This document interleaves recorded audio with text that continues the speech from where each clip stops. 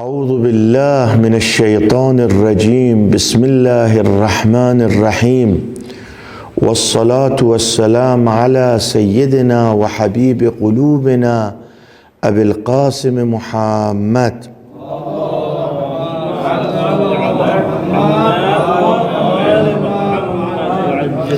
وعلى أهل بيته الطيبين الطاهرين، واللعن الدائم على أعدائهم أجمعين. كيف يتفوق طالب العلم؟ الإنسان خصوصا طالب العلم إذا يريد أن يخدم الدين لابد أن يتخذ بعض الأمور، وهذه الأمور منبعثة عن كلمات أهل البيت روحي لهم الفدا. لما تسأل طالب العلم لماذا انتخبت هذا الطريق، يقول لك أريد أن أخدم الدين، أن أخدم المذهب. خدمة الدين له ضوابط، له أمور، إذا راعيت هذه الأمور تتوفق لخدمة الدين، ولكن إذا أهملت هذه الأمور بالنهاية يوما ما تخرج عن هذا الطريق.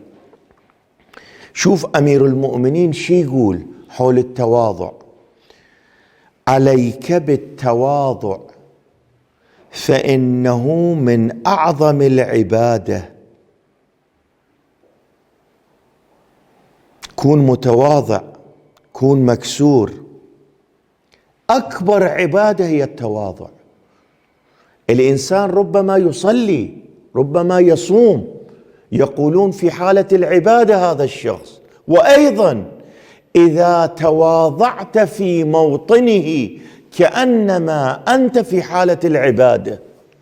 أمير المؤمنين يقول التواضع هي العبادة. وأيضا يقول: أجل الناس من وضع نفسه. أكبر الناس المتواضعين المكسورين، هؤلاء أفضل الناس. هذا كلام أمير المؤمنين روحي له الفداء. التواضع يجيب لك المحبة، المودة، التوجه من الناس. التواضع، شوف أمير المؤمنين شو يقول: التواضع ينشر الفضيلة. إذا تواضعت، إذا انكسرت، الناس بالنهاية يتكلمون عنك بصفات حميدة، بصفات جلية، ينشر بين المجتمع. أنت شخص بارز، مؤمن، متدين، أهل معنى، هكذا ينظرون إليك. عباد الرحمن الذين يمشون على الأرض هونا وإذا خاطبهم الجاهلون قالوا سلاما. عباد الرحمن يعني شخص الذي أهل الله، وصل إلى مرتبة لما يتحرك في المجتمع مكسور خاشع. إذا جاهل إجا قال بكلمة بخشوع وخضوع يمر، ولا يتوجه إلى هذا الجاهل. هذا شخص المؤمن المتدين. شوف الآن احنا بمجتمعنا مبتلين ببعض الأشخاص لما يرون العمامة يتكلمون البعض لجهالتهم، لعدم التمييز بين طلاب العلم، يتكلمون بكلمات غير لائقة. الأمر خليه مع الله، دير وجهك وامشي. الله سبحانه وتعالى هو كافلك، كما قال الرسول صلى الله عليه وآله وسلم: ثلاثة يوجبن المحبة. أمير المؤمنين روحي له الفداء: الدين والتواضع والسخاء. احنا الآن موردنا التواضع. يقولون اكو مثل فارسي: اذا تريد توصل الى مرتبة عالية، اذا تريد توصل الى فيض الالهي، كون مكسور.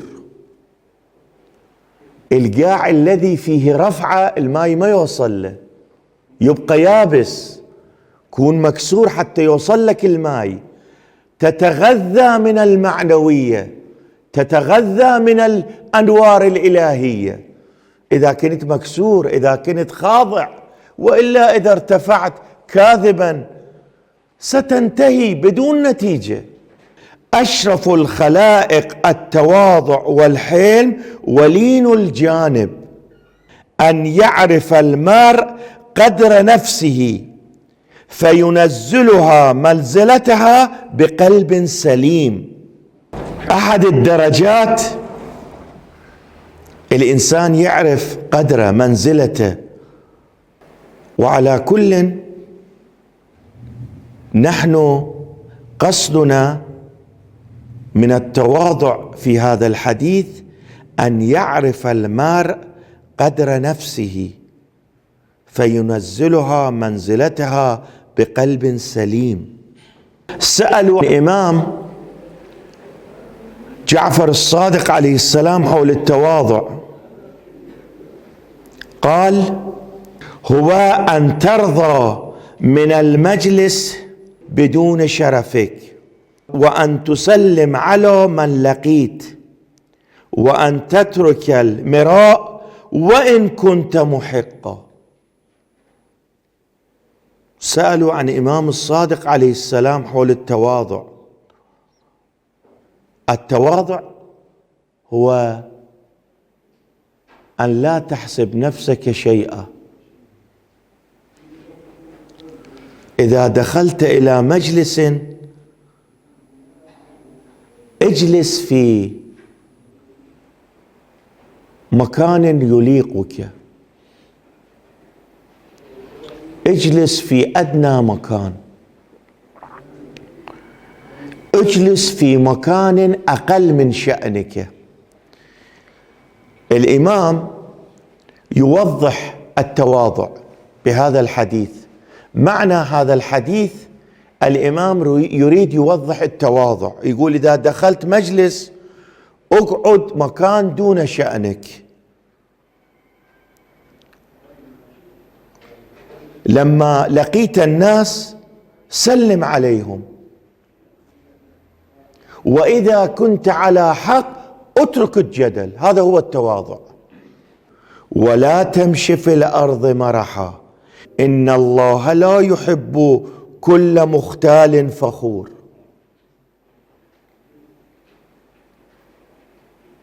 لا تمشي في الأرض مرحا، لا تكون مغرور وتمشي على الأرض.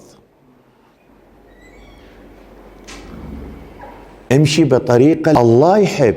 الله لا يحب واحد مغرور يمشي بهالطريقة يتحرك. أمير المؤمنين يقول: التواضع رأس العاقل والتكبر رأس الجاهل. إنسان العاقل ما يتكبر، يكون متواضع، والإنسان الجاهل يتكبر. التواضع يدل على عقلانية الشخص، يدل على أن هذا الشخص عنده معرفة، كاسب صفات الحميدة، ولذا يتواضع. التواضع سلم الشرف. الله الله، إذا تريد تصعد الله يصعدك، تواضع. هذا سلم الشرف، التواضع. وإن شاء الله نستمر بالكلام بالجلسات الآتية، والحمد لله رب العالمين.